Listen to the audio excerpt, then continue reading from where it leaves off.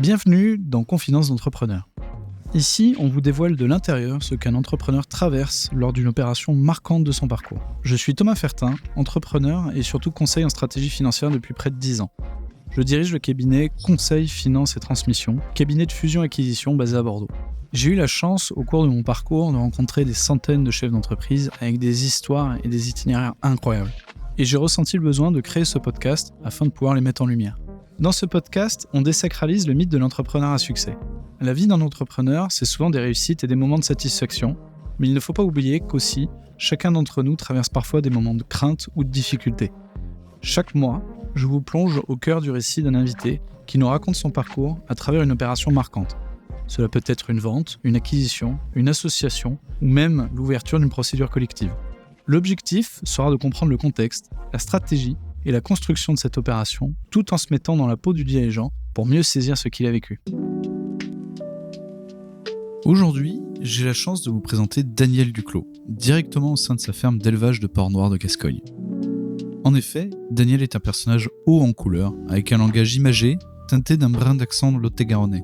Dans sa vie, il a eu un parcours assez incroyable, de créateur de boîtes de nuit, puis de créateur de sociétés industrielles qu'il a revendues au numéro 2 mondial de son marché qui est américain, pour ensuite créer une société de services à qui il a fait faire un bond de 0 à 60 millions d'euros de chiffre d'affaires en l'espace de 5 ans, tout en passant par la case cotation en bourse.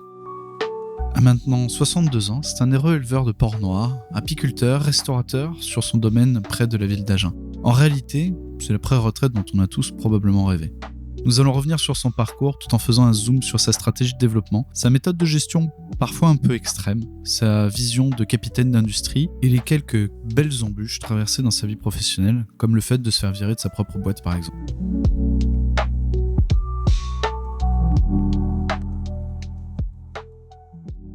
Bonjour Daniel. Bonjour Thomas. Merci de nous recevoir ici à la ferme de Périès. Est-ce que tu peux te présenter rapidement pour commencer s'il te plaît ?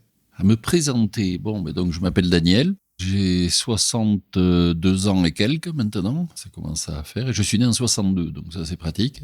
Ensuite, moi j'ai un cursus scolaire où j'ai fait des études d'ingénieur, j'ai fait des études d'ingénieur arts et métiers. Déjà lorsque j'étais étudiant, j'avais envie de créer une entreprise. Je savais pas dans quel domaine, mais c'était mon truc. Et c'est vrai qu'aux arts et métiers, on a des fois des réunions avec des anciens élèves. Et j'avais eu l'occasion lors d'une réunion de parler de mon souhait de créer une entreprise et un ancien. Et lui, il m'avait conseillé de d'abord travailler pendant 1 an ou 2 dans une PME pour voir un peu comment ça se passait avant de se jeter dans le grand bain. Donc ça, c'est ce conseil que j'ai entendu, c'est ce que j'ai fait. Donc en sortant de l'école... Peut-être tu peux nous expliquer les grandes étapes de ton parcours jusqu'à aujourd'hui. Tu as commencé comme... tu as monté une boîte de nuit, c'est ça ? Oui, alors, la boîte de nuit, c'était une sorte de projet de fin d'études qu'on a fait en commun avec un certain nombre de camarades de promotion. On s'est associé à 25 pour monter une boîte de nuit à Tonins dans les années 80, donc c'était en 1986 exactement. Tonins dans le Lot-et-Garonne. Tonins en Lot-et-Garonne. On a passé tout l'été à travailler, à monter le projet ensemble, à fabriquer les fauteuils, on a mis aux normes, enfin fait tout le truc et on a ouvert en septembre. Mais l'idée, c'était pas d'y travailler ou comme ça, c'était juste un projet en commun, on devait mettre un gérant et tout ça. Bon, après, ça s'est passé un peu différemment, mais c'était assez intéressant parce que ça a été finalement la première entreprise, oui, que j'avais créée. Tout juste diplômé, c'est ça ? Tout juste diplômé. Et alors en même temps, moi j'avais fait acte de candidature spontanée donc dans des PME locales dans le Grand Sud-Ouest, j'étais mobile potentiellement, et j'ai trouvé un job à Tonins dans une boîte qui faisait de l'échafaudage. Et donc j'ai travaillé pendant 2 ans dans cette boîte salarié, donc j'ai touché à pas mal de choses, j'ai réappris la résistance des matériaux avec un vieux de la vieille là qui savait faire. Et j'ai fait la connaissance dans cette entreprise de mon futur associé, qui était potentiellement intéressé pour créer une entreprise. Il avait 60 ans, j'en avais 26, donc on avait un grand écart d'âge. Mais lui, il souhaitait conserver un pied dans l'activité, et puis moi, ça m'allait de créer une entreprise. Et donc on a créé une entreprise à ce moment-là, en 1988, qu'on a appelé Delta System, pour concevoir et fabriquer des nacelles élévatrices. Ce qui à l'époque était très novateur. Et alors, juste à la fin de tes études, donc tu as créé la boîte de nuit. Est-ce que tu avais un objectif particulier, si ce n'est d'entreprendre ? Non, là c'était vraiment entreprendre et c'était faire un projet en commun pour pouvoir se retrouver avec des copains. Bon, C'est là qu'on était peut-être un peu poète, quoi, parce que un business, c'est une entreprise, c'est pas une association pour s'amuser, quoi. Donc, en fait, comme j'étais le seul finalement qui était sur place, parce qu'après tout le monde est allé travailler un peu de partout, ça a un peu merdoyé un peu derrière. Le projet était bien monté, mais il était pas bien géré. Bon, bref, pour faire court là-dessus. Et donc moi, j'ai repris la gérance en plus de mon boulot, quoi, de la boîte de nuit. Donc je bossais la semaine et le week-end, j'étais dans la boîte de nuit. Donc j'ai passé 1 an et demi fatigué, quoi. À la fin, j'en pouvais plus. C'est là que j'ai aussi commencé à apprendre à travailler j'allais dire un peu le mental pour arriver à tenir le coup dans un univers entrepreneurial qui est quand même très difficile.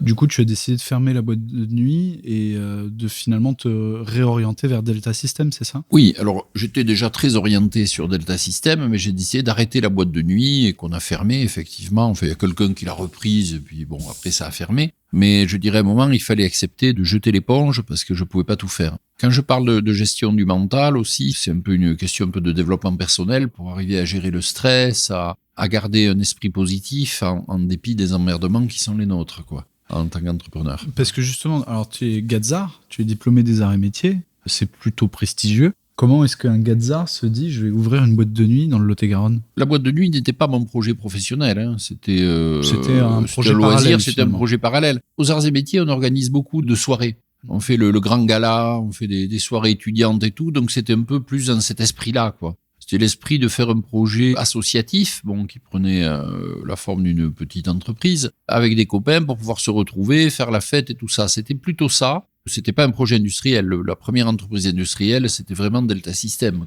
C'est ça qui m'intéressait plus. Donc tu as travaillé 2 ans en tant que salarié et au bout de 2 ans, tu es parti pour créer Delta Systems. Créer Delta Systems, absolument. Donc pour la conception d'un produit qu'on a appelé après le Toucan. J'ai mis au point un mât vertical, si vous voulez, qui permettait de lever une charge assez lourde, un peu comme un mât de chariot élévateur, mais adapté aux nacelles. Et on a adapté ça après sur une tourelle avec un bras. En fait, l'idée, c'était de pouvoir donner des points d'accès mécanisés dans les endroits encombrés au sein des usines ou des supermarchés. C'est-à-dire que les nacelles classiques, elles ont des gros empattements et des grands bras. On a fait une nacelle très compacte, qui fait moins d'1 mètre de large, qui peut aller, par exemple, si on imagine des allées de supermarché, on passe au milieu des gondoles, et puis on peut aller au-dessus des gondoles avec un dépôt en angle droit et se déplacer depuis le haut. Oui, c'est un bras qui fait un angle droit qui te permet de voyager en 2 dimensions. Grosso modo, ça permettait, avec une nacelle classique dans une usine encombrée, on va accéder à 30% des endroits, vous voyez, grosso modo, parce qu'on peut pas passer partout et tout.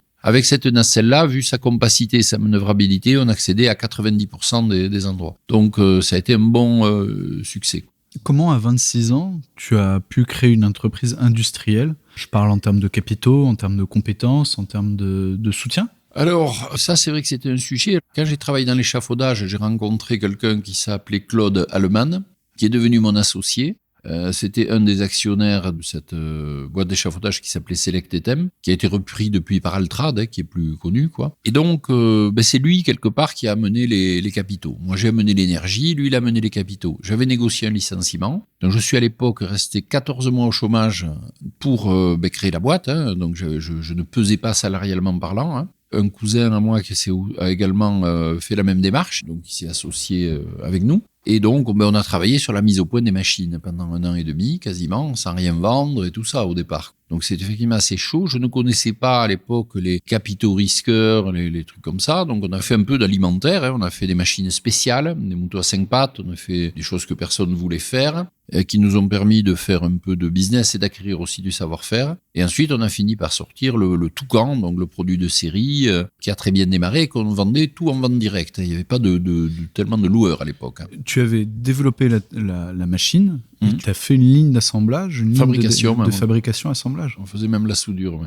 On a d'ailleurs racheté une petite entreprise de chaudronnerie à l'époque qui était dans le coin, qui était notre sous-traitant, où la personne voulait partir à la retraite et on lui a racheté. Et puis finalement, après, ça a bien développé. Alors bon, Je ne vais pas rentrer dans tous les détails de cette histoire parce que ça serait assez long. Mais finalement, ça a été un bon succès. Et il se trouve qu'après, en 1995, 94-95, des Américains sont venus nous voir. Le numéro 3 mondial de la nacelle à l'époque, qui s'appelait Grove, sont venus. Et moi, je disais, des Américains à Tonins, Quesaco. Alors moi, ça m'inquiétait un peu au début parce que je me disais, tiens, ils vont nous copier et tout ça. Et en fait, pas du tout. Ils étaient très sympas et ils cherchaient, en fait, à améliorer leur présence en Europe et en France et tout ça. Et donc, finalement, ils ont fini par racheter l'entreprise en novembre 95. Et l'entreprise faisait quelle taille à ce moment-là? Elle avait 7 ans? On était une petite centaine de personnes et on devait faire, alors en euros parce que c'était en francs, on devait faire 12 ou 13 millions d'euros par là de chiffre d'affaires. En l'espace de 7 ans, à Tonins? Oui, à Tonins, oui. Alors, un petit point important par rapport à Tonins, ça fait plusieurs fois qu'on en parle. Tu as toujours beaucoup entrepris ici localement. Pour que les gens puissent se rendre compte d'où est Tonins, donc on est dans le Lot-et-Garonne, on est entre Marmande et Agen, donc entre Bordeaux et Toulouse. Voilà, moi je dirais plutôt entre Bordeaux et Toulouse, parce que ça situe bien.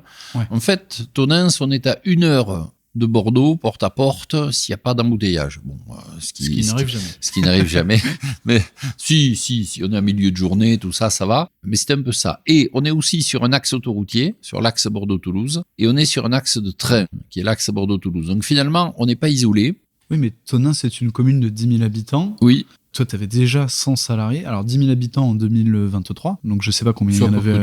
C'est à peu près toujours pareil. Donc, déjà, quand tu as 100 salariés, tu as quand même une grande partie de la population qui est mobilisée. Alors, ils viennent des bleds aux alentours. Non, parce que ça, on draine quand même alentour. Je dirais que Tonins bénéficiait d'un certain tissu industriel quand même, a toujours bénéficié d'un certain tissu industriel. Il y avait plusieurs PME, une qui faisait des portes isoplanes, du lamellé-collé, du béton précontraint. Il y avait la Seita, historiquement, le tabac, là, qui a été un très gros employeur, qui maintenant est complètement disparu, mais qui était encore ouvert quand j'y étais. Et le fait d'être au centre du département sur un axe fait qu'on bénéficie d'une zone de chalandise. On n'a pas eu de problème à trouver les gens, en fait. D'accord. Et il y a aussi un certain nombre de formations de mécanique agricole, et il se trouve que la mécanique agricole était très adaptée pour les monteurs et les soudeurs dont on avait besoin. Donc, s'il y avait eu besoin de 1000 personnes, c'était peut-être un poil plus compliqué, mais là, on n'a pas eu de soucis. Le seul truc qu'il pouvait y avoir des fois, c'était pour les cadres supérieurs qui venaient de Paris ou d'ailleurs, quoi, vous voyez, ou de Bordeaux. Il y avait des fois une problématique de logement parce que quand vous faites une période d'essai, il vous faut trouver un logement. Il y a l'autre logement ou la femme qui n'a pas encore déménagé et tout ça. Donc moi, j'avais pris quelques logements pour pouvoir loger les gens en période d'essai, les cadres et tout ça, quoi. On avait fait ça. Mais sinon, ça s'est pas trop mal passé. On a trouvé justement des gens de qualité qui des fois veulent quitter justement les grandes villes et trouvent pas forcément d'opportunités intéressantes. Ils viennent peut-être plus pour le projet que simplement, je parle du cadre lambda qui débarque à Bordeaux, qui cherche un boulot. Il faut les deux, je pense qu'il faut les deux. Il faut le projet bien sûr, et les compétences, mais aussi l'envie de vivre en zone, on va dire périurbaine, en sachant que en n'étant pas loin de Bordeaux, moi je trouvais pas mal d'avantages à ça, parce que l'immobilier du coup est moins cher ici, autant d'entreprises que privées, et finalement, moi quand j'ai besoin d'aller à Paris, je suis à 3 heures de Paris finalement. Si le projet, là depuis Tonins, on a vendu ces machines, et là c'est tout quand on les a vendues dans le monde entier, quoi. Et ça n'a pas été une problématique particulière? Non, et les gens sont venus, j'ai reçu ici des Australiens, des Japonais, bien sûr des Américains, les Européens, mais on a vraiment vendu de partout. Donc, finalement, ça allait bien.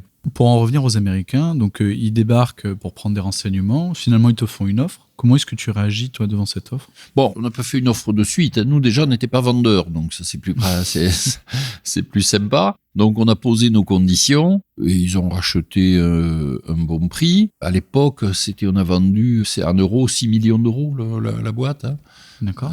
Et toi, tu étais majoritaire, minoritaire? Non, moi, j'étais minoritaire.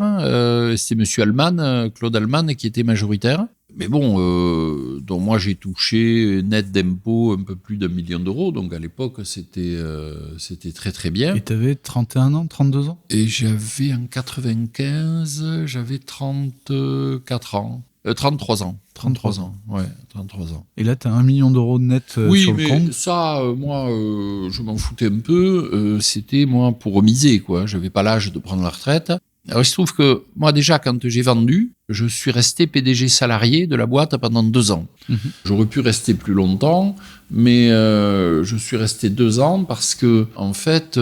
C'était à leur demande ou à ta demande? À leur demande et ma demande, c'était prévu comme ça, hein, que je puisse assurer la continuité. Donc moi, j'ai travaillé vraiment avec eux, avec le numéro 2 du groupe, qui était le numéro 1 de la nacelle. Je suis allé vendre les produits dans le monde entier. Donc je suis allé promouvoir le toucan au Japon. J'ai fait 5 voyages au Japon, j'ai appris un peu le japonais, en Australie, à Taïwan, en Corée, bien sûr en Allemagne et aux États-Unis. Et finalement, c'était très sympa. J'ai beaucoup voyagé, beaucoup appris. J'ai pu voir les loueurs aussi dans le monde entier. À l'époque, il y avait 30 fois moins de machines par habitant en France qu'aux États-Unis. Vous voyez, c'était colossal. Il n'y avait rien en France. Il y avait en tout peut-être 7 ou 800 machines automotrices en France, vous voyez, là où il y en a aujourd'hui 45 à 50 000 pour vous situer. Donc c'était très peu développé et essentiellement parce que le marché européen était à l'époque atomisé, parce que chaque pays avait sa réglementation. Jusqu'à l'an 2000 à peu près, ou 2001, où il y a eu le CE de type qui est apparu. Ça c'est très important, chaque pays avait sa réglementation. Alors qu'aux États-Unis, ça faisait longtemps qu'ils n'en avaient qu'une seule réglementation. Voyez. Donc nous, comme le produit a été créé aux États-Unis, les Américains ne s'intéressaient pas au marché européen parce que c'était trop petit. Pour les vendre, ils vendaient les machines par milliers à leurs gros loueurs. Vous voyez, pour vous situer, United Rentals, en 1995, avait déjà 45 000 nacelles. Le plus gros loueur en France, il en avait 300. Vous voyez. Il y avait en tout 1000 machines en France. Le plus gros loueur aux États-Unis, il en avait 45 000. Aujourd'hui, il en a 80 000. Et c'était fou. C'était impensable même, tellement c'était peu développé chez nous. Et ça, essentiellement parce qu'il y avait des réglementations par pays. Donc du coup, il y avait des gugus qui importaient les machines au standard américain, qui les modifiaient chez eux en bricolant pour les mettre au standard français. Et ils les vendaient 2 à 3 fois le prix, quoi. Donc ça coûtait très cher, les nacelles, donc c'était peu développé. Et les loueurs qui louaient très très cher par rapport au prix qui se pratiquait aux États-Unis et qui faisaient des boîtes très rentables. Mais du coup, au lieu d'en louer 1000, ils en louaient 2, quoi. Et moi, ça m'a donné l'idée petit à petit de créer un loueur, de créer le United Rentals d'Europe, en toute humilité, quoi. Hein? Donc 97, tu te lances dans Access Industries. Alors 97, voilà, j'ai quitté Grove parce que de toute façon, en plus, c'était une très grosse boîte de 6000 personnes et c'était hyper procédurier, c'est-à-dire on pouvait plus bouger une oreille sans qu'il y ait 18 signatures au-dessus. Moi, je trouvais ça très lourd. Il y avait des procédures à la con aussi, enfin que j'appelle ça, moi, comme ça, parce que, par exemple, je vous donne un exemple qui, moi, me faisait pousser du muguet sur les ongles. Vous deviez embaucher quelqu'un à 3 000 euros. Vous aviez au budget quelqu'un à embaucher à 3 000 euros par mois. Pas de problème, c'était validé. Vous embauchez un gars de l'extérieur à 3 000 euros, 0 problème. Mais si vous en avez un dans la boîte à 2 000 et à qui vous voulez passer le poste à 3 000, c'est pas possible. Vous voyez? D'accord. Et ça, je trouvais ça complètement con. Vous voyez? Bon, bref, c'est un exemple, hein. Donc, il y avait aussi tout un système de forecast. Il fallait faire les prévisions des ventes pour 5 ans de tout ce qu'on allait vendre, produit par produit, pays par pays. Moi, je savais pas ce que j'allais vendre le mois suivant. Bon, je remplissais les forecasts quand même, hein, mais bon. Et après, il fallait expliquer pourquoi il y avait des différences. Ce qui fait que dans le monde de Grove, dans l'autre partie des boîtes, les vendeurs, ils faisaient des prévisions très prudentes. Vous voyez, et en 3 mois d'activité, ils avaient fait quasiment leurs prévisions. Et après, ils disaient, ça y est, moi j'ai fini mon année, quoi.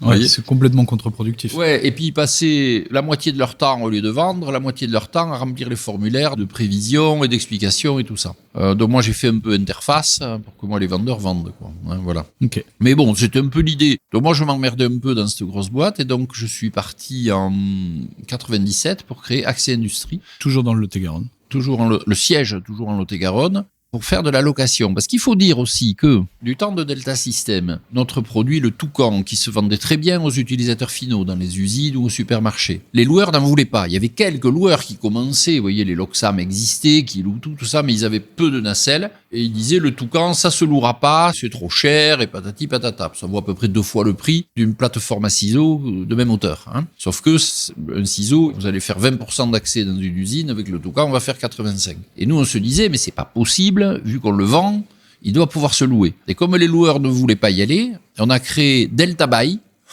pour Delta System, Delta Buy, pour louer du Toucan, pour ouvrir le marché de location du Toucan. Et on a mis une 40aine de machines sur Paris avec 2 personnes. Et quand les Américains ont racheté Delta System, ils n'ont pas voulu racheter Delta Buy, parce qu'ils ont dit, nous, on est fabricants, on veut pas être en concurrence avec les loueurs. Aux États-Unis, c'était comme ça, et même en France aujourd'hui, hein. Donc, on veut pas racheter Delta Bay. Donc, il le valorisait de toute façon à zéro parce que c'était surtout de la dette. Et donc, on a gardé Delta Bay. Et comme il a fallu le rebaptiser parce que le nom de Delta avait été vendu, je dis merde, comment on le rebaptise, comment on va l'appeler? On fait de l'accès industriel, puisque on a un produit pour l'accès industriel. Donc, allez, accès industrie, ou access industrie avec la liaison. Mais en français, c'est accès industrie. On dit pas j'ai un access à mon garage. Voilà. Plein de gens l'appellent access à cause du logiciel, et c'est un anglicisme. On l'a rebaptisé accès industrie, mais comme ça, quoi, parce qu'il fallait très vite le positionner. Du coup, tu passes de fabricant-vendeur à loueur. À loueur, mais d'abord il y avait les deux, parce que moi, les 2 ans où j'étais salarié chez Grove, Accès Industrie existait, mais c'était un peu, ça roupillait un petit peu, quoi. Et c'est quand je suis parti en 97 qu'on a vraiment décidé de développer. Et là, tu pars seul, avec d'autres associés, comment ça marche? Il y avait toujours Claude Allemand avec moi et Thierry Zerbato, qui étaient toujours associés. Okay. Donc on est parti, et là, on a attaqué le marché en tenant compte de ce que je savais, moi, du potentiel de ce marché. Hein. Et on a travaillé l'éducation. C'est-à-dire là où les loueurs existants se partageaient les clients existants, il y avait un peu, un peu cartélisé le petit marché que ça faisait, quoi, vous voyez. Pour vous situer, un ciseau électrique, une plateforme électrique, ce qui est l'appareil de base, qui monte vertical, qui fait des X là, pour monter. Ça vaut à l'achat à peu près dans les 10 000 euros. Alors peut-être qu'à l'époque, ça valait 12 ou 13 000 euros. Mais enfin, Lève, qui était à l'époque le plus gros loueur français qui faisait partie du groupe Fréquin, louait ça à 200 euros par jour. D'accord, 200 euros par jour. C'est extrêmement rentable. En 3 mois de location, vous payez la machine. Sauf que pour le gars qui paie 200 euros par jour, c'est pas très rentable et il garde un peu son échafaudage ou son échelle. Aux États-Unis, c'est quelque chose qui se louait 25 euros par jour. Ah ouais. Et de façon extrêmement rentable. Vous voyez, on crée un EBITDA supérieur à 50% du chiffre d'affaires. Donc moi, je savais ça. J'avais vu ces prix-là. Et nous, on s'est dit, on va pas, non pas casser les prix, mais on va se mettre à un prix qui est raisonnable par rapport au marché, qui va permettre de développer le marché. Et nous, on a fait de l'éducation sur les marchés, c'est-à-dire nos vendeurs, ils allaient sur les chantiers, ils expliquaient aux gens, écoutez, essayez une nacelle, prenez-la un jour ou 2, et puis si ça vous va, ça vous ira. Parce qu'il faut savoir que la nacelle a un facteur de productivité de 7. C'est-à-dire que si vous utilisez une nacelle par rapport à un échafaudage, vous divisez par 7 le temps d'intervention. D'accord. Donc c'est très important. Donc le coût humain. Le coût humain, qui est quand même très important. Je me permets de préciser juste une chose, tu as parlé d'EBITDA tout à l'heure, c'est l'équivalent à peu près de l'EBE en français, excédent brut d'exploitation. C'est le résultat économique qui est en fait entre ton chiffre d'affaires moins tes charges d'exploitation, c'est ta rentabilité avant les amortissements et les impôts. Oui. Voilà, je me permets de préciser pour ceux qui n'ont pas cette information. Oui, alors c'est ça qui permet de valoriser les entreprises. Alors ce qui est intéressant dans la nacelle, c'est que, et ça aussi c'était quelque chose qu'on a apporté avec Accès Industrie, parce que c'était pas du tout intégré dans le marché à l'époque, c'est la durée de vie des produits. Moi j'ai vu aux États-Unis des machines qui avaient 30 ans qui étaient toujours en service. Donc à l'époque, les gens amortissaient sur 5 ans les machines. Mais les produits de qualité, ils durent 15 à 20 ans. Donc ça veut dire que c'est un peu comme de l'immobilier finalement. Vous avez des machines qui ont une très longue durée de vie. Et donc, les EBITDA, enfin, le cash flow généré, si vous voulez, on peut le résumer, c'est la différence entre le chiffre d'affaires et les frais généraux. C'est la trésorerie qui est générée par ton activité. Par l'activité, c'est ce qui sert à payer les machines. C'est un bon indicateur parce que selon que les gens soient très bien capitalisés ou sous-capitalisés, ils vont avoir grosso modo le même EBITDA. Donc, c'est un indicateur intéressant, en tout cas pour ce métier. Donc, Accès Industrie, en 97, en l'espace de 5 ans, vous êtes passé de 0 à 60 millions d'euros de chiffre d'affaires. À 50. En 5 ans, on est passé de 0 à 50 millions d'euros. Comment vous avez géré cette hypercroissance? Alors, c'était start-up absolu. Hein. À l'époque, mon MBA, moi, n'était pas complet. Hein. J'avais fait l'IAE, j'avais fait quelques formations, mais on apprend beaucoup sur le tas, quoi. Moi, j'avais 2 cases dans mon MBA. J'avais cash, donc trésorerie et rentabilité. Le bilan, pour moi, c'était une vue de l'esprit, quoi. Hein, le ratio dette sur fonds propres. Bon. Et donc, du coup, il faut savoir qu'à l'époque, les constructeurs finançaient les loueurs à l'étranger. Au Japon, aux États-Unis, les constructeurs fournissaient les financements pour les machines. Donc, nous, les premiers 10-15 millions d'euros de dette, on les a levés sur notre bonne mine, on va dire. Mais après, on était un peu au taquet. Et là, les Américains, et d'ailleurs les Français, enfin Olotte, qui était le Français, a fonctionné aussi, savaient qu'on était dans le vrai. On était le seul loueur en France et un des seuls en Europe qui connaissait le business. Il me connaissait d'ailleurs, puisque j'avais été fabricant, donc il connaissait le produit et tout ça. Et donc, on avait cette crédibilité du message en disant, attendez, on veut, nous, développer le marché de la location en France. Et d'ailleurs, on a eu raison, puisqu'il s'est développé. Et du coup, on leur a dit, mais nous, on n'a pas le sou pour le faire. Ils nous ont proposé, eux, des financements. Et on a commencé avec du financement constructeur. Alors, léger au début, et puis de plus en plus important. Et un beau jour, il y a Génie, qui était le numéro 2 mondial, challenger de JLG, qui était le numéro 1 mondial, qui est venu me voir, enfin, on s'est rencontrés, il me dit, voilà, Daniel, on est très content de ce que vous faites. Maintenant, on voudrait faire encore plus. On voudrait vous fournir pour 200 millions d'euros de machines. Alors, moi, j'en avais pour 40, à l'époque. 200 millions d'euros de machines, vous les financez, mais on veut l'exclusivité avec vous. Bon, là, c'était à Seattle. J'étais allé les voir à Seattle. Donc, moi, je suis revenu, j'ai fait mes calculs, et je suis revenu vers eux en disant, écoutez, moi, je ne veux pas l'exclusivité, parce que je veux 2 pieds. Donc, je peux vous accorder la moitié de 200, c'est-à-dire 100 millions d'euros. Et après, je peux pas faire ça parce que moi, avec un financement classique, alors est-ce que je peux mettre 200 millions d'euros de machines sur le marché? Oui, en 2-3 ans, on peut le faire. Mais par contre, je ne peux pas le faire avec un financement classique parce que ça m'oblige à ouvrir beaucoup d'agences et le temps que les machines et leur taux d'utilisation, il me faut un peu de délai. Donc moi, ça va pas marcher sur le plan cash et PNL, sur le plan trésorerie et résultats. Ils m'ont dit, et si on trouve une solution pour que ça rentre, est-ce que vous pourriez reconsidérer notre offre? J'ai dit oui, alors ils sont revenus avec une offre où il y avait quasiment 2 ans de franchise et de loyer. C'est-à-dire on avait les machines pendant 2 ans quasiment sans rien payer. Après, elles étaient financées sur 7 ans et il y avait une valeur résiduelle de 25%. Et en plus de ça, on leur facturait 5%, je crois, du montant des machines en cash inconditionnel pour aide au développement. C'est-à-dire sur 100 millions, 5 millions de cash qu'on rentrait. Et là, quand ils sont revenus vers moi avec ça, j'ai dit oui, là c'est possible. Ça c'est bon, là on peut faire. Et du coup, JLG, le numéro 1 mondial, a suivi ça, cette chose-là. Donc on a développé à fond les manettes. Du coup, là on a lâché les élastiques. Le financement de ton hypercroissance, c'est fait par tes fournisseurs? Oui, c'est fait par les fournisseurs. Alors, avec un défaut, c'est qu'à un moment, on s'est trouvé un ratio dette sur fonds propres autour de 7. 7 fois plus de dettes que de capitaux. Que de capitaux propres. Alors, en termes d'EBITDA, c'était pas mal, en année pleine, mais le souci, si vous voulez, c'est que quand, et ça c'est la leçon que j'ai appris après, c'est que tant que tout va bien, mais si vous avez un problème, quand les gens réalisent, que la communauté financière réalise le ratio dette sur fonds propres qu'on pouvait avoir, ben c'est la panique absolue, quoi. Tu étais bien au-delà de toutes les possibilités qu'on peut envisager pour une entreprise saine. On est globalement sur 3 fois la dette sur fonds propres, normalement. Oui, mais en location, quand même... c'est différent. C'est différent, on peut faire plus, on est plus dans un ratio de Cook, quoi. Donc c'est pas forcément déconnant. Mais t'avais bien ouaté les. Mais c'était pas structuré, quoi. Voilà, c'était pas structuré parce qu'on avait 40 organismes financiers différents et à l'époque on aurait pu et on aurait dû faire un crédit syndiqué, vous voyez, faire les choses qui se font maintenant. Mais moi j'avais pas cette connaissance ni cette culture à l'époque. C'est à ce moment-là que t'as décidé de coter en bourse, du coup? Non, on a coté en bourse avant, en 2001. Oui, c'est un peu avant. On a levé des capitaux auprès de capitaux risqueurs. Il y avait l'IRDI, la SPEF à l'époque qui était présent. Et ensuite, on a coté en bourse et on a été sursouscrit 13 fois en bourse. On a été 13 fois sursouscrit. 13 fois sursouscrit. Pour l'explication, encore une fois, tu ouvres 1 million d'actions nouvelles, par exemple en bourse. Ouais. Tu as levé 13 millions d'euros. 13 fois la somme que tu as proposée. En fait, on avait levé de mémoire, je crois, 20 millions quand on avait fait l'intro en bourse. Mais alors, ce qui s'est passé, si vous voulez, c'est que, en fait, Génie, qui avait proposé, le numéro 2 mondial, qui avait proposé cette opération, a été victime du 11 septembre américain. Il y a eu cet attentat aux États-Unis. Ça a tétanisé l'Amérique à l'époque, ça a gelé tous les investissements, ça a été vraiment la folie. Et les loueurs, non seulement ont arrêté de passer des commandes, mais ont annulé les commandes qu'ils avaient déjà passées par précaution. United Rentals, c'est tout ça. Et ça, c'était 80% du chiffre de Génie. Et eux, comme ils étaient eux-mêmes en forte croissance, ils étaient passés de 200 à 800 millions d'euros de chiffre d'affaires, ça les a mis en grande difficulté. Au lieu de me dire, Daniel, on va avoir un problème, on va pas pouvoir tenir ce qu'on a dit, quoi, si vous voulez, ils ont livré pour 80 millions d'euros de machines sur 100 chez nous, sans avoir les financements, sans pouvoir payer les 5% qu'ils devaient payer. Et nous, on avait fait le développement et tout ça. Donc, à un moment, il y avait un souci, quoi.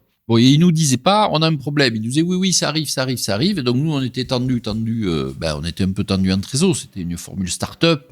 On aurait pu régler le problème autrement. Mais bref, ils nous ont créé un crush une tension en trésorerie qui a fait qu'il y a eu un rejet bancaire. Et à l'époque, moi, j'étais en train de lever des capitaux sur le marché du high yield avec BNP Paribas comme conseil. Vous voyez, on était en train d'y arriver pour racheter 4 des principaux concurrents.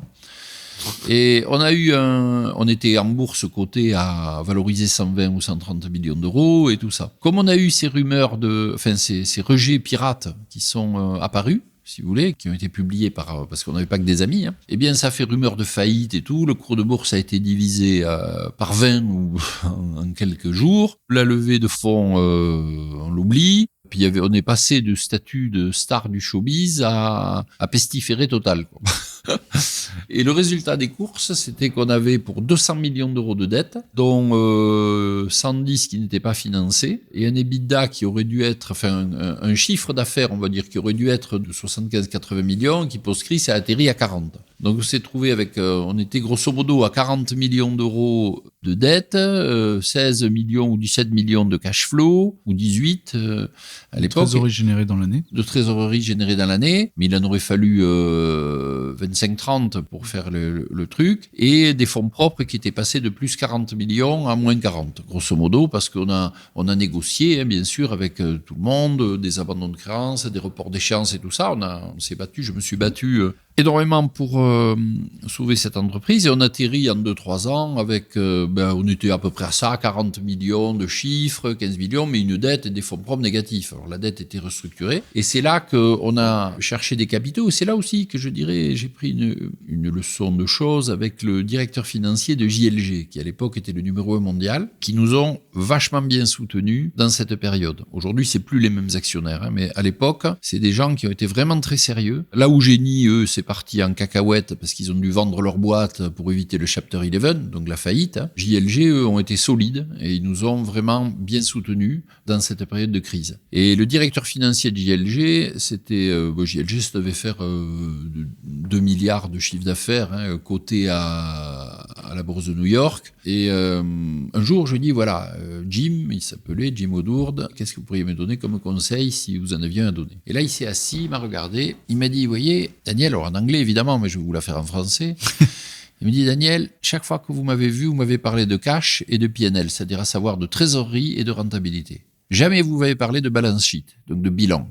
Jamais vous avez parlé de bilan. Et quand vous avez eu votre difficulté, votre bilan était très déséquilibré et donc vous avez eu un problème. Moi, là, il venait, lui, d'acheter pour 300 millions de dollars une boîte de chariots élévateurs. Il me dit, voilà, moi, demain, je peux faire un crédit de 300 millions de dollars, j'ai aucun problème. Mais si derrière, je fais un résultat qui n'est pas bon et que j'ai déséquilibré mon bilan, plus personne ne va me prêter d'argent et je vais me trouver en difficulté. Donc, mon conseil, il m'a dit, c'est que vous restauriez, maintenant vous avez restauré le cash et le P&L finalement, puisqu'on avait à nouveau retrouvé une rentabilité et une trésorerie, mais vous avez des fonds propres extrêmement détériorés. Donc mon conseil, c'est de restaurer vos fonds propres, de trouver des capitaux pour restaurer vos fonds propres. Et c'est ce qu'on a cherché, c'est ce qu'on a trouvé après avec la venue de Butler Capital Partners qui est venu au capital et General Electric Capital. Donc on a levé 80 millions d'euros et avec ces 80 millions d'euros, on a racheté l'intégralité de la dette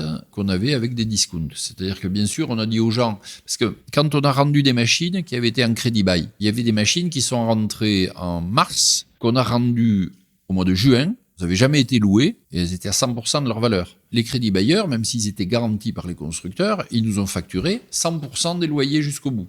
Ce qui est logique, c'est la procédure comme ça. Et eux, ils ont repris la machine et ils l'ont revendue. Mais nous, on devait toujours 100% du loyer, quoi. Bon, ce qui était bien sûr pas tenable. Donc, on a proposé, nous, un abandon à ceux qui n'avaient que des dettes comme ça, sans collatéral, quoi, si vous voulez, qui sont pas sécurisées. On leur a dit, écoutez, on vous en paie 10% et vous abandonnez le reste, ce qui était mieux que zéro. Et pour ceux qui avaient du collatéral, pour ceux qui avaient des machines, on a proposé 90% de la valeur. Ils perdaient 10%, on leur payait 90% et c'est bon. Et la plupart des gens ont accepté. Ce qui fait qu'on a retrouvé du jour au lendemain une situation de bilan où on a retrouvé nos 40 millions d'euros de fonds propres positifs et on a pu continuer l'aventure. et repartir de l'avant. Voilà. Mais ça a été chaud, hein, voilà, effectivement, parce que alors il y avait des erreurs de notre part. Alors effectivement, la crise est venue du problème américain, mais nous on n'était pas préparés non plus à ça. Il faut reconnaître que avec le recul, on aurait dû entre guillemets faire un crédit structuré, gérer notre dette nous-mêmes, enfin élever plus de fonds propres. Évidemment, mais avec le rétroviseur, c'est toujours facile. Qu'est-ce qui fait que tu es sorti de cette entreprise ? Alors moi, quand Butler est rentré, ils ont pris la majorité de l'entreprise.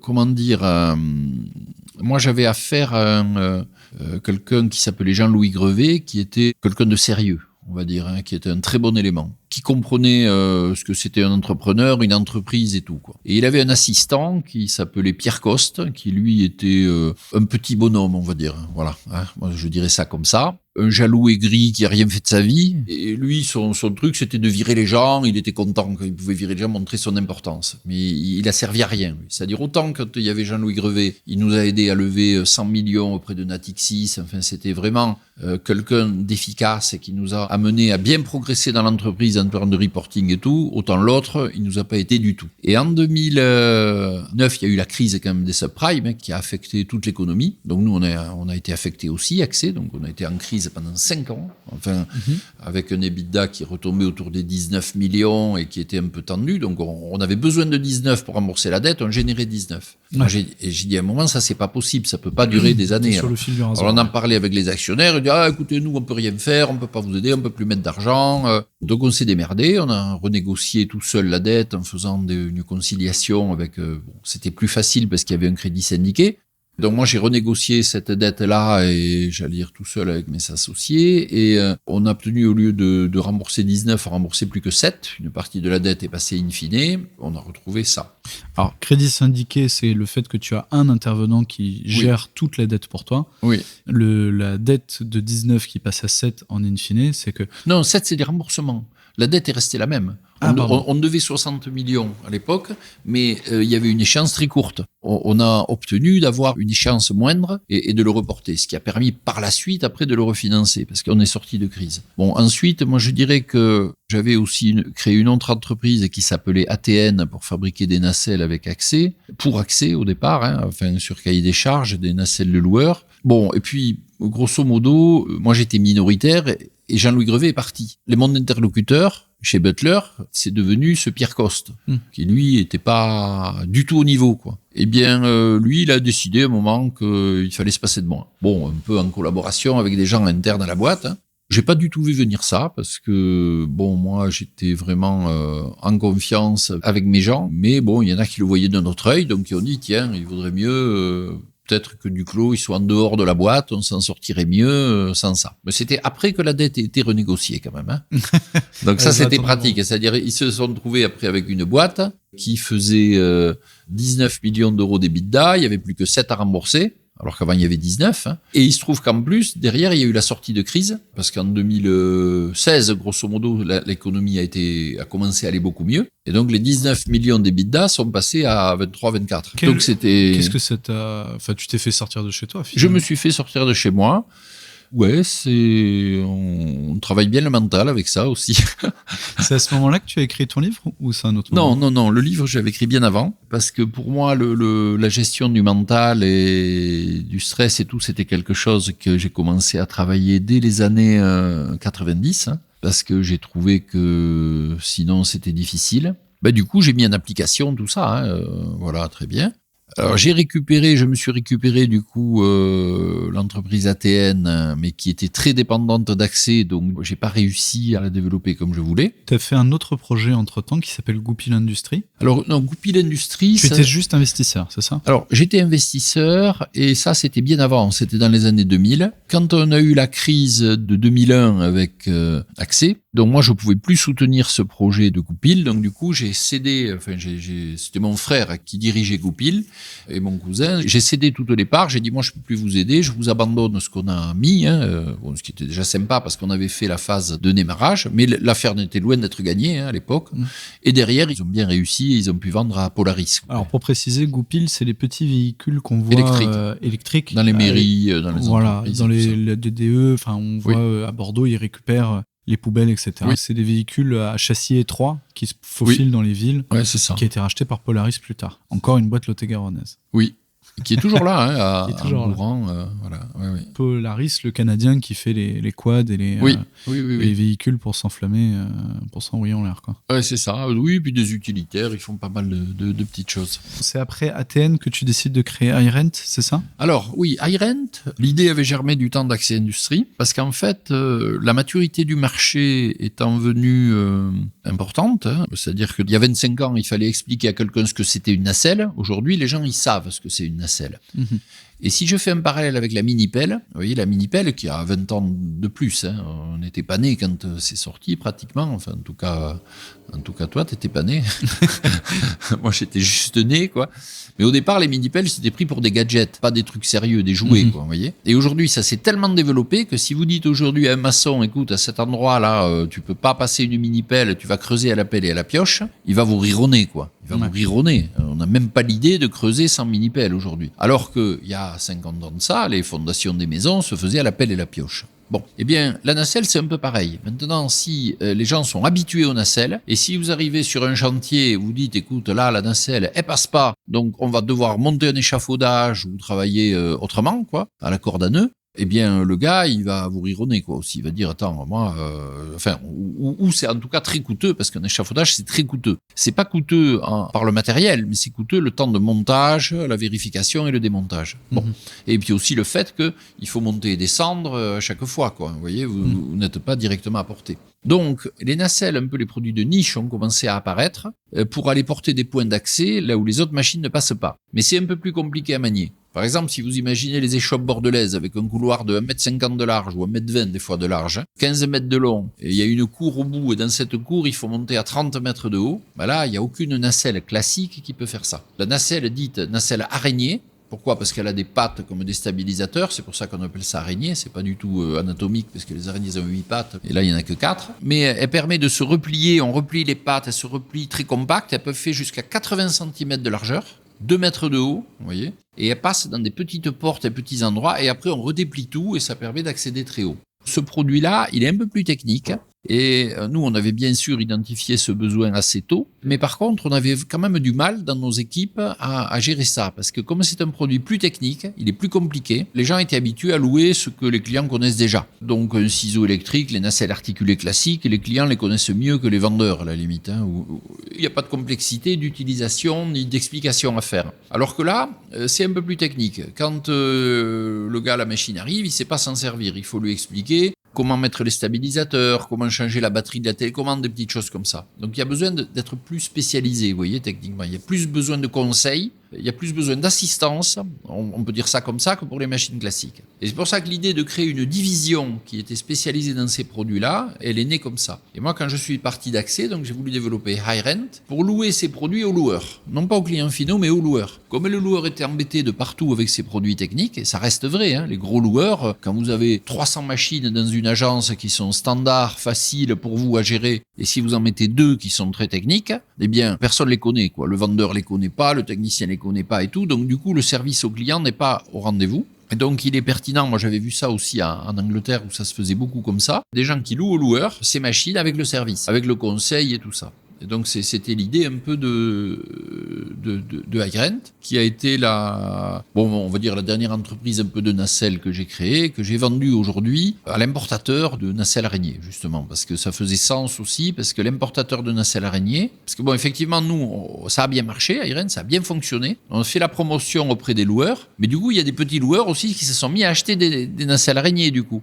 Parce qu'ils disaient, tiens, c'est bon. Tu as éduqué le marché. On a éduqué le marché. Donc, ils se sont mis à en acheter, même si c'était pas forcément sur le long terme une bonne idée, parce qu'ils vont retomber sur les problèmes de maintenance et tout ça. Mais enfin, en tout cas, ils avaient l'idée. Et le problème, c'est que ces machines-là, c'est pas nous qui les vendions. C'était l'importateur de plateforme basket. Essentiellement, on travaillait avec les Italiens. Et du coup, nous, la machine était vendue grâce à nous. Et du coup, on pouvait plus louer. Donc, c'était un peu, et on faisait pas non plus le service après-vente et tout ça. L'idée, ça a été de vendre cette entreprise finalement à l'importateur qui lui peut louer au loueur, peut vendre les machines neuves, vendre les machines d'occasion et vendre le service. Voilà. C'est une entreprise dans laquelle tu as fait travailler un de tes fils. Oui. Ça s'est fait naturellement. Oui, ça s'est fait naturellement. Alors, un de mes enfants est parti travailler chez ceux qui ont acheté l'entreprise. Donc, il est aujourd'hui directeur administratif et financier du groupe qui a racheté la boîte. Et voilà, donc ça s'est plutôt bien passé. Mais c'était une volonté de ta part de travailler avec tes enfants ou ça s'est fait naturellement? Non, ça s'est fait un peu comme ça. Je ne travaille pas avec tous mes enfants, mais il y en a un autre qui, lui, voulait créer sa boîte de... Bon, il est né dans la nacelle et il voulait créer sa boîte de location. Donc, j'ai dit OK, je l'ai aidé à la créer, mais c'est sa boîte. C'est lui qui dirige, ça s'appelle Spider Nacelle. Bon, je dirais longue vie à Spider Nacelle. Hein. Donc moi, je suis un peu en conseil extérieur, comme peut-être était Monsieur Allman avec moi, mais je veux pas rentrer dans l'opérationnel parce qu'aujourd'hui, je suis devenu fermier, moi. Alors voilà, tu l'as dit toi-même, c'est le dernier projet nacelle que tu as eu. Après 35 ans d'industrie, tu as décidé de devenir agriculteur. Je te dis fermier, mais Ouais. Tu es agriculteur, apiculteur, éleveur de cochons noirs de Gascogne, c'est ça? Ouais. Absolument, du noir, dire de Bigorre, mais c'est de Gascogne maintenant, parce qu'on n'a pas le droit à l'appellation Bigorre ici. Enfin, c'est du porc noir qui est élevé en plein air, hein, donc dans de très très bonnes conditions. Et en fait, si vous voulez, c'est plutôt... moi, je parlerai plutôt de loisirs. J'ai un grand domaine, j'ai une grosse maison avec quelques chambres, et je me suis dit, tout ça, il faut que ça vive, que ça soit pas un poids mort, quoi. Voilà. Et juste, bon, je reçois mes petits-enfants régulièrement, mais enfin, c'est pas toutes les semaines. Donc j'ai lancé un projet un peu d'agritourisme, en quelque sorte. C'est-à-dire que j'ai des chambres d'hôtes, j'ai une ferme auberge, pour les groupes uniquement, où on peut recevoir les groupes de 10 à 40, 50 personnes en été. En hiver, c'est limité à 40 parce qu'il faut être dedans. Et j'élève des porcs noirs, effectivement, que je fais transformer, où ça fait des produits de grande qualité, du saucisson, chorizo, jambon, pâté ou pièces à rôtir. Et finalement, c'est une démarche que j'ai démarrée un peu comme ça. Au début, c'était pour moi. Hein, j'avais pris quelques cochons, et puis des gens goûtaient, ils ont dit c'est super bon, j'en veux. Et donc, je vends que par bouche à oreille. C'est petit, hein, parce que je transforme 2 cochons par mois, hein, en moyenne, sur l'année, c'est pas beaucoup. Il y a des gens autour, là, ils font 300, mais par contre, c'est le Club Med des cochons. Hein. Ils ont la piscine, ils ont tout ça, ils sont transformés à 18 mois. Il faut savoir que 95% du cochon qu'on mange, il est élevé en batterie et à 6 mois, il part à l'abattoir. Et il a 1 mètre carré, il voit jamais le jour, ce sont des conditions horribles. Là, moi, ils ont 15 hectares pour 100 cochons, alors qu'on a droit à l'appellation plein air jusqu'à 200 cochons par hectare. Hein. Ah oui. Moi, avec 15 hectares, il y a 100 cochons, donc ils sont à l'aise, hein. Ils sont bien. Et donc, ça fait du bon produit. Ils ont je fais aussi beaucoup de récupération de fruits et légumes invendus dans le coin quand je peux en trouver pour le pain des boulangeries et des céréales que j'achète. Voilà, j'ai également des moutons, enfin, et des abeilles. Donc, effectivement, c'est un loisir. Tout ça, c'est un domaine que je fais vivre et que je partage. C'est un beau loisir parce que t'as quand même, on a visité ce matin tes installations, t'as quand même investi, comme dans Jurassic Park, dépensé sans compter, je sais pas, mais t'as quand même fait des sacrés investissements. Il y a des investissements, mais ça s'est fait petit à petit et donc... c'est autofinancé aussi, donc du coup, ça ne pèse pas. Et surtout, je veux garder le côté qualitatif. Parce que c'est vrai que c'est très tentant de mettre un bâtiment, de mettre les cochons dedans, et à 6 mois, ils partent. Voyez. Ouais. Mais je veux pas rentrer là-dedans, donc je veux garder mon côté qualitatif, et donc je me fais plaisir avec ça. Voilà. Et c'est vrai qu'il y a 4 ans, je me suis dit, qu'est-ce que tu as vraiment envie de faire ? Est-ce que je repars comme en 14, à recréer une autre entreprise, Bon, parce qu'il y a toujours du stress, des soucis et tout ça. Et non, ce que j'ai envie de faire, c'est ça. C'est être à la campagne, élever mes cochons, les vendre sur les marchés. Alors, c'est très rigolo, parce que des fois, je vais sur les marchés, je vends du saucisson, je rencontre des gens qui m'ont connu dans mes vies antérieures et en costard-cravate. Ils sont étonnés, c'est amusant. Mais voilà, ça me fait plaisir, c'est une activité de retraite, hein, puisque j'ai l'âge de la retraite, qui me permet de voir des gens, qui m'intéressent et qui me plaît. Donc je fais ça à mon rythme. C'est pour ça que la ferme auberge, je ne prends que les groupes sur réservation, c'est privatif, j'aime bien. Finalement, tu as quasiment toujours créé des sociétés. Tu n'as jamais voulu reprendre une entreprise quand tu es passé d'un projet à l'autre. Tu n'as jamais voulu reprendre, tu as toujours créé. J'ai toujours créé, oui. C'est vrai que, chez Accès, quand on a créé Accès Industrie, le produit était nouveau. Le concept était nouveau. En tout cas, la manière de travailler le produit était nouveau. Donc, même s'il y avait des sociétés de location en place déjà, elles n'étaient pas toujours très bien organisées, quoi. Voilà. Et donc, moi, j'ai préféré créer en organique parce que justement, on partait avec des gens neufs, avec des idées neuves et tout ça. C'est vrai qu'aujourd'hui, ça serait à faire aujourd'hui. Il vaudrait mieux faire de la croissance externe, un petit peu. C'est ce que je conseille à mon fils de faire sur l'aspect Spider quand il y a des entreprises un peu du même métier qui Là, aujourd'hui, c'est possible parce qu'il y a une maturité différente. Mais à l'époque, c'était moins. Donc, oui, moi, j'avoue que je suis plus un créateur de projets. J'aime bien créer, mettre en place et tout ça. Après, quand ça ronronne, peut-être ça m'intéresse moins. Et ce qui n'est pas forcément une qualité, hein. Mais c'est vrai qu'avec le recul, ça a été un peu le cas. J'ai eu tendance à courir toujours avec la barre, à vouloir mettre la barre un peu trop haut.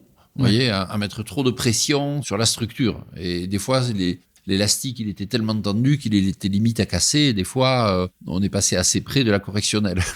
C'était ma question d'après, mais comment est-ce que tu évalues ton impact sur les différentes sociétés que tu as eues, finalement? Tu étais un metteur de pression, le bœuf qui faisait avancer la charrue ou...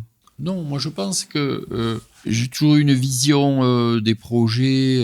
J'ai essayé d'avoir la bonne vision stratégique déjà et de la mettre en place. Et c'est vrai que j'ai toujours pensé que si j'avais raison stratégiquement, on pouvait y aller à fond, ça pouvait que marcher. Ce qui n'est pas faux d'un certain point de vue, hein. Mais il faut que la logistique suive. J'ai été un peu plus léger sur la logistique. Au niveau management, après, par contre, j'ai toujours essayé de faire beaucoup de management participatif avec la collaboration des gens. J'ai toujours considéré que le plus important actif dans l'entreprise, c'était les gens, les personnes.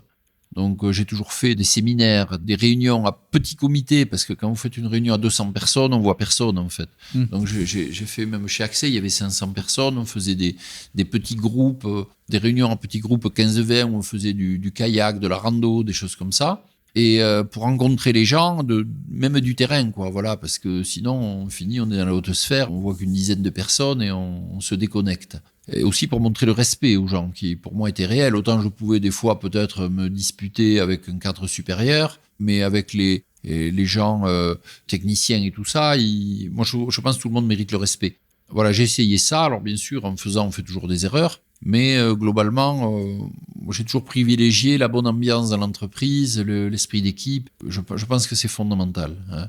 L'autoritarisme primaire me paraît un peu dépassé, et sans doute encore plus aujourd'hui, quoi. Quelles ont été tes principales difficultés finalement dans ton parcours? Les difficultés, c'est que des fois il y a des crises économiques, c'est pénible.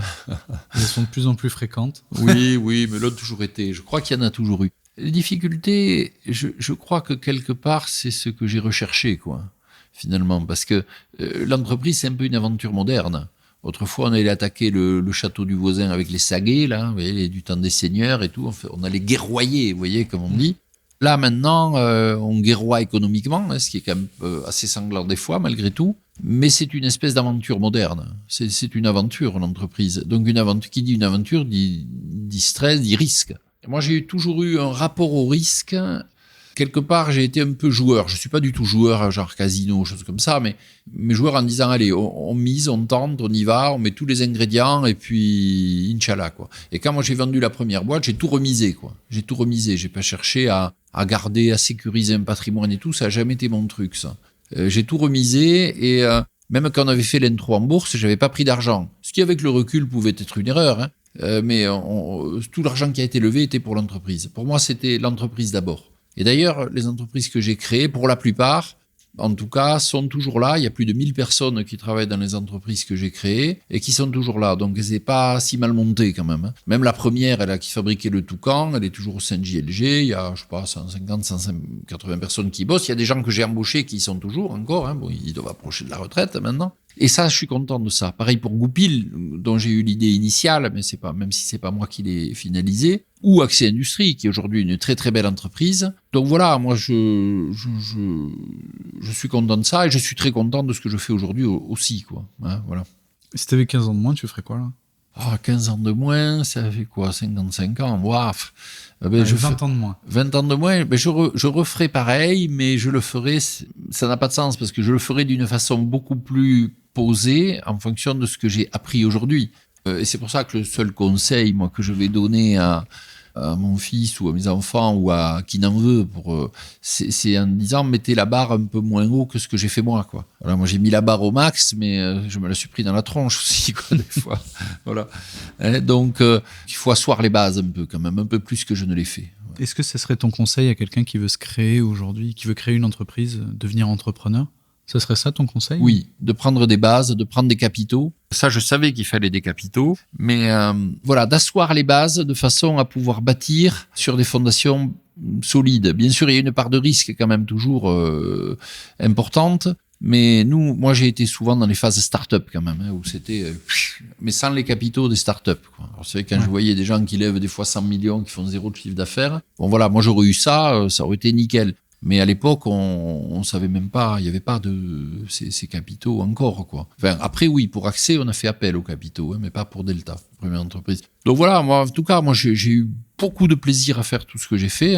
C'est vrai que j'ai eu des périodes extrêmement pénibles, de crises très importantes. C'est pour ça que la gestion du mental, c'est important, la pensée positive. Moi, j'ai développé ça par la méditation, l'autosuggestion consciente, la vigilance sur les pensées conscientes. Je pense que ça, c'est extrêmement important. J'en profite, on n'a pas précisé le nom de ton livre. Le livre, c'est « Bonheur et réussite par la pensée positive ».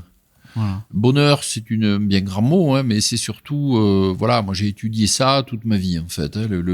Comment être mieux dans sa peau, comment supporter les problèmes et tout. Et souvent on attend on se dit à un moment, voilà, je vais régler ça, ça et ça, et après ça va aller mieux. Mais en fait non, les problèmes il y en a toujours. C'est l'arbre qui cache la forêt. Donc il faut apprendre à être bien dans les problèmes. Sinon on n'y arrive jamais, parce qu'on a toujours des problèmes au moins potentiels. Vous voyez ? Donc, la règle de la vie, c'est l'impermanence, c'est le mouvement. Il faut apprendre à vivre avec ça. Voilà. Et moi, c'est ça le truc. À pas se laisser prendre par les pensées négatives. Parce qu'on a tout le temps des influences négatives autour de nous qui disent, ouais, tu vas pas y arriver, oulala, et si on vend pas, et si ce client nous lâche, et si on nous paie pas, et si la banque nous lâche, et s'il y a une crise financière, et là. Bon, on joue finalement à se faire peur, ça fonctionne très bien, c'est créatif dans l'esprit et ça nous casse le moral. Et si en tant que patron, vous baissez les bras et que vous êtes tout raplapla à dire allez voir les gens, oh là là, moi je sais pas comment on va faire, les gens en dessous, ils baissent les bras encore plus. Donc il faut essayer de garder toujours un optimisme, non pas béat, mais un optimisme en disant, bon écoute, tant qu'il y a de la vie, il y a l'espoir, on va se battre, ok, là ce mois-ci on n'a pas beaucoup vendu, mais travaillons, et au bout d'un moment ça débouche. Ça c'est la clé, et la persévérance elle est toujours mise à l'épreuve. Vous savez, il y a cette histoire du chercheur d'or là qui était allé chercher de l'or je sais pas où là, puis à un moment il avait creusé, il était au bout de sa vie, il était au bout de ses capitaux, il en pouvait plus, et puis finalement il a vendu sa concession à une bouchée de pain à un type qui débarquait, et le gars il a creusé, 1 mètre plus loin il a trouvé le filon. Mais le gars il s'est arrêté juste avant d'y arriver. Alors c'est pas toujours vrai, des fois on peut ne jamais le trouver. Non, mais ce qui est important c'est la résilience. C'est la résilience et la persévérance. De pas se brûler les ailes. Exactement. Et c'est pour ça le conseil aussi, il faut des capitaux. Aujourd'hui, quelqu'un qui veut créer une entreprise sans capitaux, ça peut arriver des fois dans certains domaines de services où il n'y a pas besoin. Mais sinon, il faut en avoir parce que la trésor, personne ne va vous aider. En fait, j'avais fait une formation à HEC où ils nous avaient parlé on avait fait qu'est-ce que c'est qu'une entreprise, la définition d'une entreprise. Bon, alors là on dit c'est intéressant, ça. Qu'est-ce que c'est une entreprise ? Alors je sais que j'aime pas du tout la définition académique qu'il y a dans les livres d'école et dans qui dit qu'en fait c'est une entreprise pour but de générer des capitaux et des revenus pour des personnes qui la détiennent. Oui. Enfin, c'est un truc du genre, ce qui a rien à voir. C'est pas faux non plus, mais la définition qu'ils avaient donnée, qu'on avait donnée à l'époque. Un service ou un produit à des gens qui en ont besoin. Ouais. Et oui, il y a une prise de profit, bien entendu. Alors, mais c'est pas le but initial. C'est pas le but unique, absolument. Alors, il y a une fonction sociale et tout, mais là, plutôt ce qu'il disait du point de vue du chef d'entreprise, c'est une entreprise, un machin, dans lequel l'incertitude est absolue et permanente dans tous les domaines. D'accord ? Donc le chef d'entreprise, il sait rien, il sait pas ce qu'il va vendre, il sait pas ce qu'il va faire, il sait demain et tout ça. Et tout le monde lui demande des certitudes. Les banquiers, les clients, les fournisseurs et tout ça. C'est la quadrature du cercle. C'est impossible. Donc si on n'apprend pas à gérer ça avec un certain recul, on devient fou. Et il y a plein de gens qui pètent les plombs, et je le comprends tout à fait. Et il n'y a pas de petite entreprise. Il n'y a pas de petite entreprise. Que vous ayez 2 personnes ou 500 personnes, la problématique est la même. Et c'est des fois bien pire quand vous êtes 2. Parce que des fois, quand vous devez 100 000 euros au banquier, vous êtes emmerdé. Quand vous le devez 100 millions d'euros, c'est lui qui est embêté. Donc, ce que je veux dire, c'est que c'est important de comprendre ça. Vous êtes chef d'entreprise, vous démarrez, tant que rien n'est fait, tout le monde il est beau, tout le monde il est gentil. Vous démarrez dedans, personne ne vous aide. Tout le monde veut du pognon, tout le monde veut des certitudes, tout le monde veut des remboursements, et vous n'en avez pas. Donc c'est pour ça que c'est raide comme métier. Il vaut mieux le faire par vocation. Moi, c'était vraiment ma vocation.